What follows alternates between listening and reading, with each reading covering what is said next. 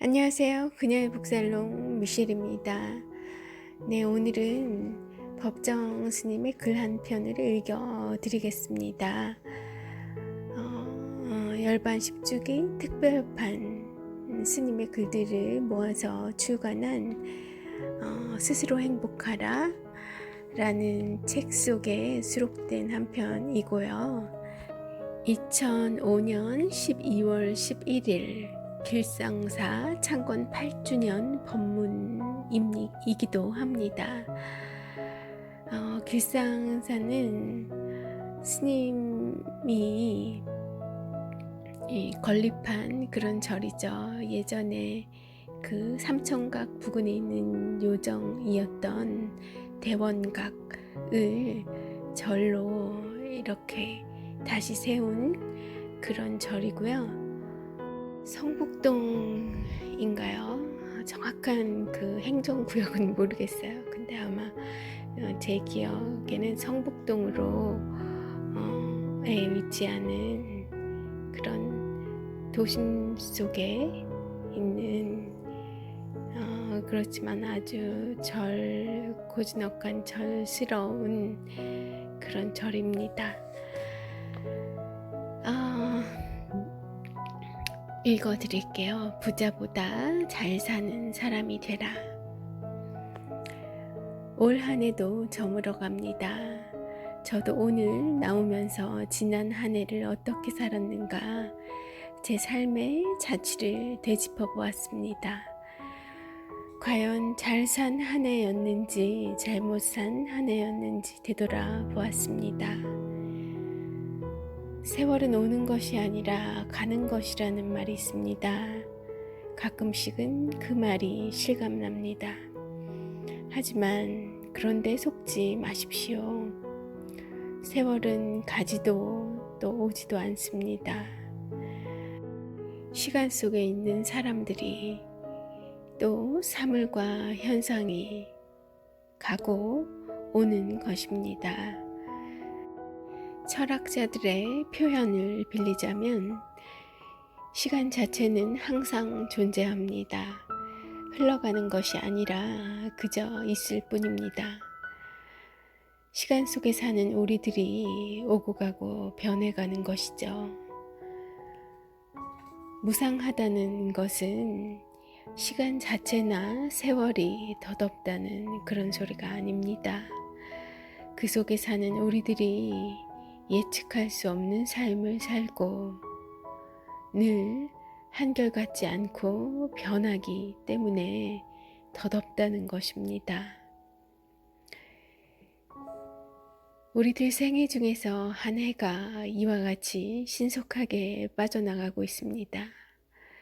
해가 바뀌면 어린 사람들은 한 살이 보태집니다. 그러나 나이 든 사람들은 한 살이 줄어듭니다. 그렇기 때문에 가치를 부여할 수 없는 시시한 일에 시간을 낭비하면 우리 생이 무척 아깝습니다. 세월은 흘러가는 물과 같아서 한번 지나가면 되찾을 수 없습니다. 매 순간 후회 없이 잘 살아야 하는 까닭이 바로 여기에 있습니다. 어느 선방에 이런 표지가 있습니다. 생사사대 무상신속. 우리가 지금 살고 있는 이것이 바로 생사입니다. 나고 죽는 일입니다. 한순간이라도 정신 차리지 않으면 이리저리 흔들리고 종잡을 수 없는 것이 바로 생사입니다. 우리 삶에서 생사는 큰 의미를 지닙니다. 지금 살고 있는 이것, 그건 매우 큰 의미를 지닌다는 말입니다. 그 생사 속에서 무엇이 받쳐주고 있는가? 바로 무상이 신속하다는 점입니다. 즉, 한순간도 영원한 것이 없다는 말이죠. 언제나 변합니다. 이런 상황 속에서 살기 때문에 우리가 한 생각을 잘못 먹으면 엉뚱한 길로 나아가고, 또 한 생각에 바로 정신을 차리면 바른 길에 들어설 수 있습니다. 얼마 전 들은 이야기입니다. 아는 분이 택시를 타고 길상사로 가자고 하니까 택시기사가 그 부자절 말이죠 하더랍니다. 부자절 이라는 그 말이 제게는 한동안 화두가 되었습니다. 8년 전 제가 이 절을 처음 만들 당시 교회나 절 어디 할 것 없이 물질이 넘치고 과소비가 지나치기 때문에 가난한 절이 되었으면 좋겠다는 소망을 피력했었습니다. 그런데 물론 일부에서겠지만 길상사를 부자절이라 일컫는 것을 보고 저는 매우 착잡했습니다. 과거 요정이던 대원각을 절로 만들 때 신문 방송에서 얼마나 시끄럽게 떠들었습니까? 땅이 수천 평이고 땅값만 수백억이라는 보도가 나와서 부자절이라는 인상이 심어진 것 같습니다. 한동안 여러 곳에서 저한테 편지가 많이 왔습니다. 주로 물질적인 도움을 요청하는 내용이었어요. 이 절을 저희 개인 소유로 잘못 알고 도와달라는 편지들이 와서 무척이나 곤혹스러웠습니다. 부자의 뜻은 대체 무엇입니까? 국어사전에 보면 부자는 살림이 넉넉한 사람, 재산이 많은 사람이라고 간단명료하게 풀이되어 있습니다. 그리고 부자라는 항목 아래에 이런 속담들이 나옵니다. 부자가 더 무섭다. 다 그렇지는 않지만 가난한 사람들보다 부유한 사람이 더 인색하다는 말이겠죠. 많이 소유하고 있으면서도 나눌 줄 모른다는 것입니다. 또 이런 속담도 보였습니다. 부자는 망해도 3년 먹을 것이 있다. 그만큼 많이 축적하고 있다는 것입니다. 기업은 망해도 기업주는 망하지 않는다는 말과 같은 의미일 것 같습니다. 또 부자에게도 한이 있다는 말이 있습니다. 부자라고 해서 아무 걱정 없는 것이 아니라는 소리입니다. 부자가 되기까지 나름대로 한이 맺혔을 것이죠. 가난을 면하기 위해 이것저것 가리지 않고 전심전력을 기울여 긁어모은 결과로 부자가 되었을 수도 있겠습니다. 또 다른 속담에 이런 것이 보입니다. 부자가 하나면 새 동네가 망한다. 저는 이 말을 보고 깜짝 놀랐습니다. 이것은 농경사회에서 이루어진 속담입니다.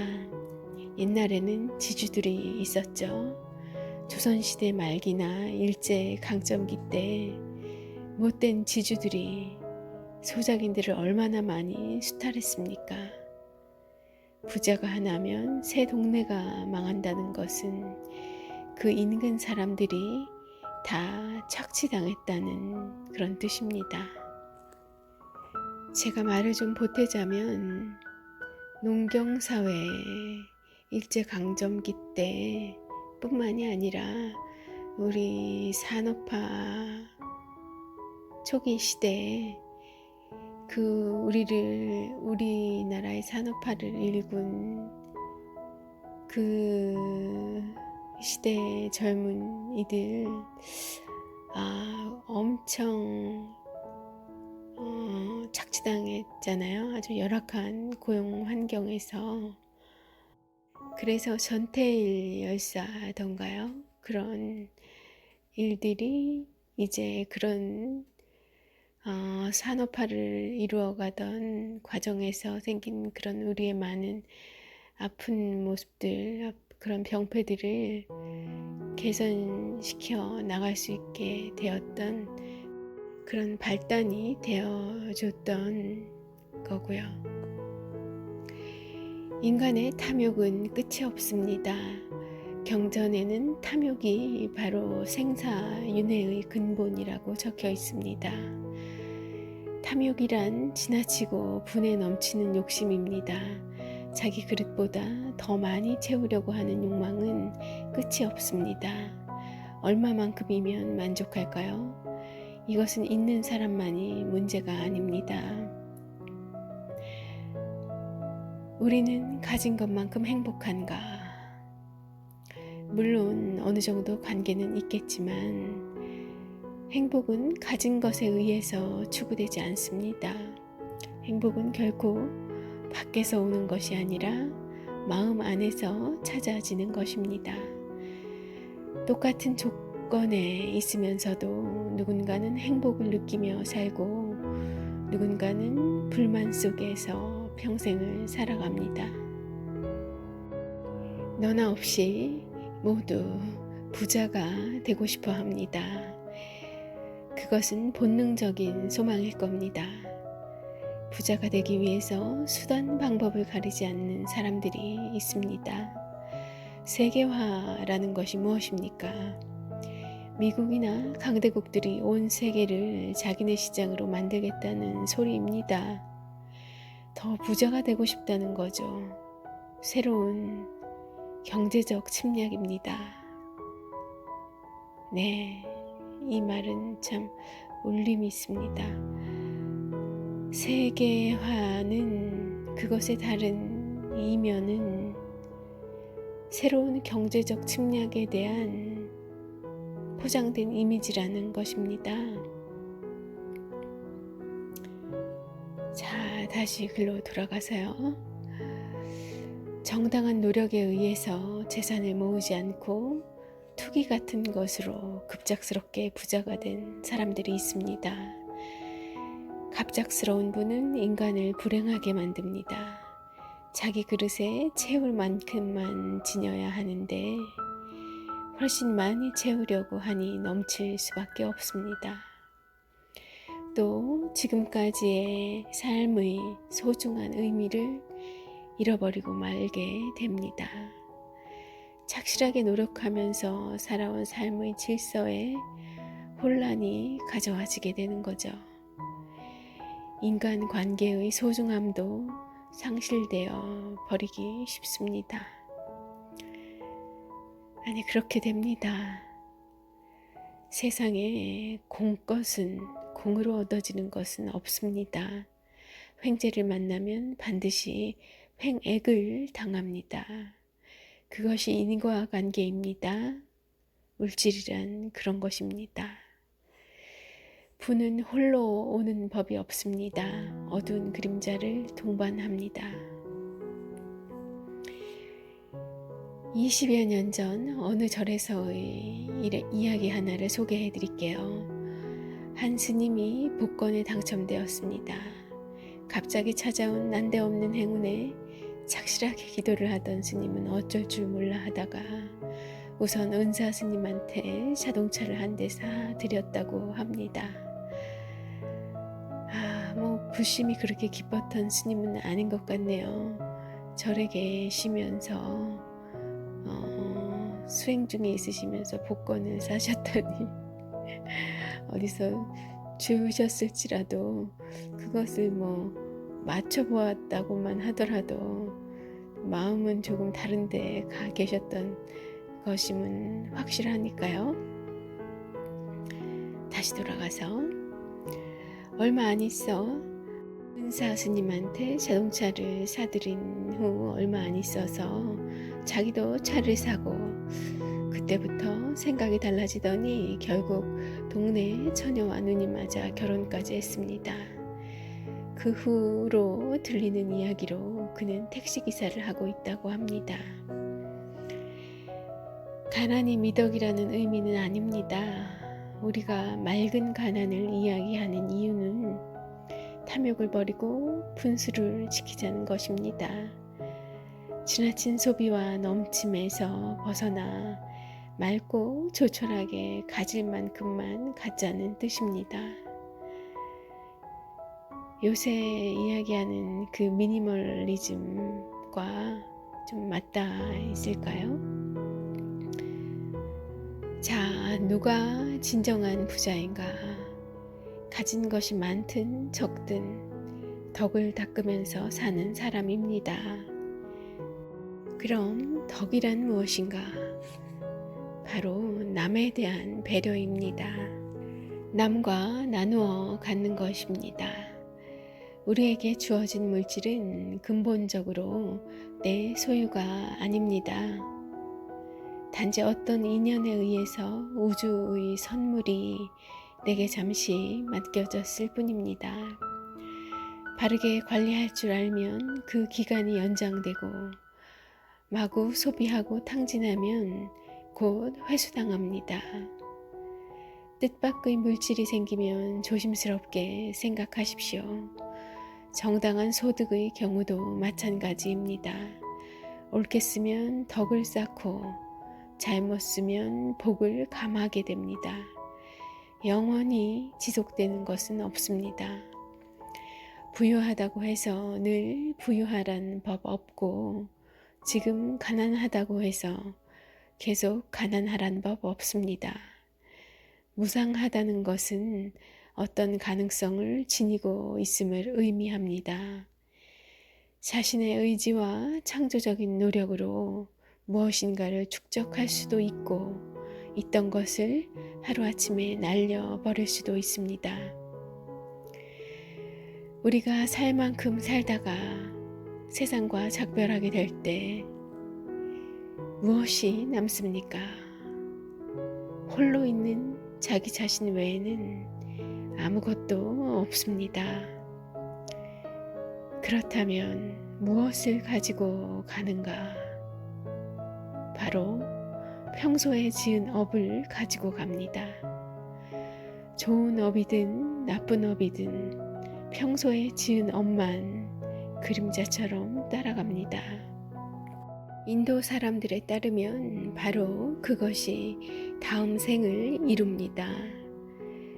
무엇이든 갑자기 이루어지는 법은 없습니다. 수많은 시간 동안 차곡차곡 쌓여서 되는 것입니다. 가까운 예로 스님들 중 이번 생에 처음 출가한 사람은 쉽게 정착하지를 못합니다. 30년이나 승가에 몸 담았으면서도 택시 운전사로 돌아가는 것을 보십시오. 하지만 몇 생을 이 길에서 닦은 사람들은 죽어도 떠나지 않습니다. 업이란 그런 것입니다. 하루하루 어떤 마음을 가지고 어떤 말과 행위를 하는가가 곧 다음의 나를 형성합니다. 누군가가 그렇게 만들어주는 것이 아닙니다. 매 순간 스스로가 다음 생의 자신을 만들고 있습니다.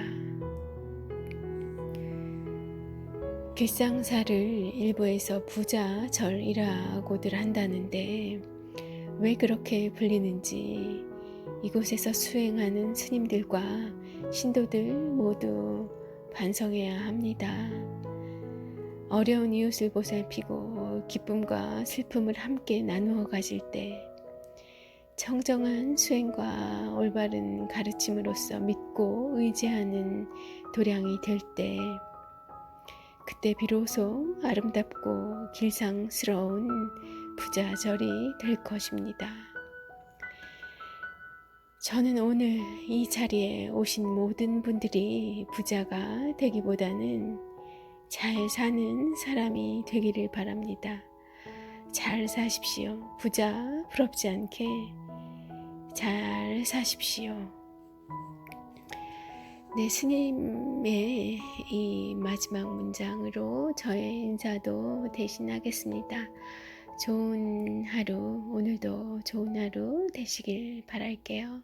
미셸이었습니다.